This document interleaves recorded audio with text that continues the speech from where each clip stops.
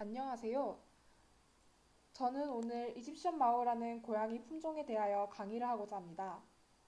먼저 목차를 소개하면 이집션 마오라는 품종의 유래, 이집션 마오에 대한 신체적, 성격적 특징들, 그리고 유전적으로 잘 걸릴 수 있는 질병에 대하여 이야기하고자 합니다. 이집션 마오라는 품종은 이름에서도 알 수 있다시피 이집트에서 유래한 종인데요. 마오라는 단어도 이집트어로 고양이를 의미하며 거기서 따오게 된 이름이라고 합니다. 이탈리아 이집트 대사에 의해 1950년도 초에 카이로에서 로마로 오게 된 고양이가 이 이집션 마오의 조상인데요. 고양이를 좋아했던 러시아의 추방된 공주 나탈리 트러베스키아가 은색의 암컷 고양이를 가지고 있었는데요. 이 이집트 대사의 고양이와 교배한 새끼들이 이집션 마오의 유래라고 역사적인 기록은 설명하고 있습니다. 하지만 흥미롭게도 이러한 역사적인 기록들과는 달리 이집션 마오의 DNA 분석 기록은 이 품종이 유럽과 북아메리카에서 유래한 다른 품종들과 훨씬 더 유전학적으로 근접하다는 것을 나타내고 있다고 합니다. 분석된 데이터에 의하면 이집션 마오는 메인쿤, 코렛, 그리고 아메리칸 터키시 앙고라와 근접한 연기 서열을 가지고 있다고 합니다. 유래에서도 알 수 있다시피 인위적인 품종 개량을 거치지 않은 세계적으로 매우 희귀한 품종에 속합니다.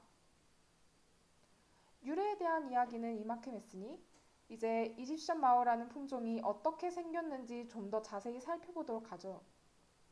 이집션 마오는 체구가 크지 않으나 근육이 발달한 날렵한 몸매의 중형 고양이로 사진에서도 보시다시피 도드라지는 이 반점 무늬는 털에서만 나타나는 것이 아니라 피부에도 존재한답니다. 몸 전체가 가늘고 부드러운 털로 덮여 있으며 털은 흰색, 밝은 회색, 청동색, 검은색 등이 섞여 있고 다리와 꼬리에는 짙은 색의 줄무늬가, 몸에는 반점이 있습니다. 털은 아주 짧지도 길지도 않은 적당한 길이를 가지고 있습니다. 머리는 전체적으로 둥그스름한 쐐기형이며 아몬드색, 초록색 눈을 가지고 있지요.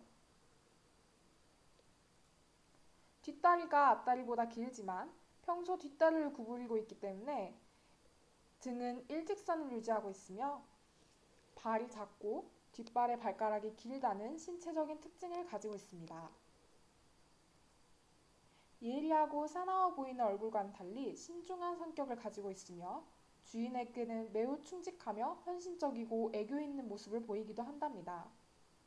단 낯선 대상을 꺼리는 성격인지라 낯선 이가 다가서면 접근하지도 않고 오히려 도망가기까지 하지요.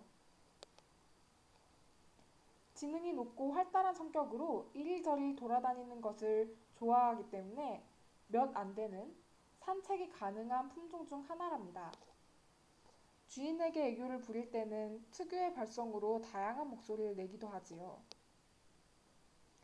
이집션 마오가 유전학적으로 걸릴 확률이 높은 질병은 딱 하나가 있는데요. 그것은 바로 피루베이트 카이네이즈 결핍증, 줄여서 PK라고 불리는 질병입니다. 피루베이트 카이네이즈는 혈액에서 적혈구가 정상적으로 살아가는 데 매우 중요한 역할을 담당하는데 이 효소가 부족하면 적혈구의 수와 수명이 매우 줄어들어 용혈성 빈혈을 일으키는 원인이 됩니다. 질환이 있는 고양이는 생존하는 동안 골수 섬유화와 골경화증의 영향으로 적혈구가 손상되어 빈혈 또는 간의 기능을 손상시켜 심한 경우 사망할 수 있습니다. 증상으로는 일시적 빈혈, 만성 피로, 식욕부진, 발육부진, 체중 감소, 비장종대, 운동 기피 등등이 있습니다. 안타깝게도 현대의학 기술로는 PK 결핍증에 대한 근본적인 치료법은 개발되지 않고 발견되지 않고 있습니다. 비대해진 간이나 비장을 외과 수술로 치료한다고 해도 질병 치료에는 큰 도움이 되지가 않습니다. 따라서 PK 결핍증이 있는 고양이들은 더 이상 번식을 피해야 하며 별다른 이유 없이 무기력하거나 PK 결핍증에 고양이들과 혈연 관계가 있는 경우, 보인자로 판명된 고양이와 혈연 관계가 있는 경우, 이런 경우에는 유전자 검사를 받아보는 것이 좋습니다. 여기까지 해서 이집션 마우에 대한 자세한 정보를 살펴보았는데요. 그 어떤 고양이 품종에서도 볼 수 없는 신비하고 아름다운 무늬를 가졌으며 낯선 이들 앞에서는 낯을 많이 가리는 성격이지만 주인을 그만큼 아주 잘 따르며 애교스러운 모습을 보이기도 한 이 고양이는 함께 한다면 참으로 매력적인 반려묘가 되지 않을까 싶습니다. 지금까지 본 강의에 경청해 주셔서 정말 감사합니다.